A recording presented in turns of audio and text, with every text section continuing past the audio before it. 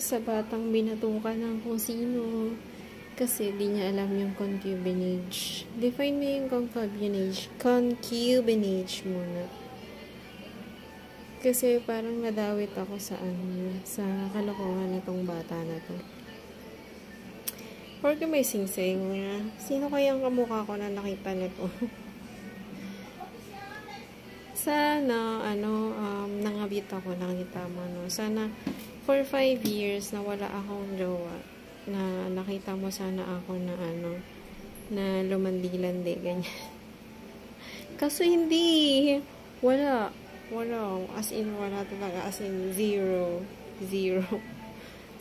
kaya paano, yung visa ng, mo, ng, sinasabi nito na na pangabit or pakipag chukchak Chinese, baka iba yun. Ganito ba yung itsura nun?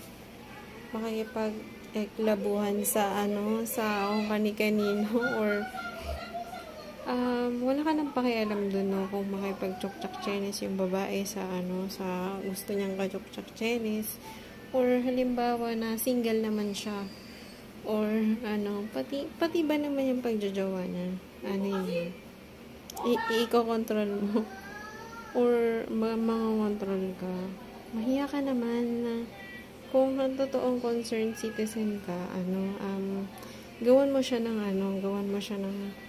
kabutihan, or gawan mo siya, or tulungan mo siya, i-guide mo siya, hindi yung ikaw pa yung nangunguna sa sa kung saan nagmamalinis ka, no? Hindi ako ganon.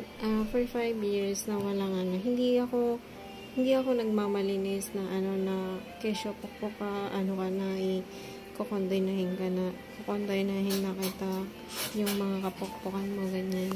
Pero yung yung pakialamanan ka, kung sino yung kaanuhan mo, or kung sino yung samahan mo, tapos single ka, wala ka namang asawa, okay lang yun, Kung hindi mo alam yung meaning ng concubinage, mo muna, itina mo sa dictionary, tanong ka sa may alam, hindi yung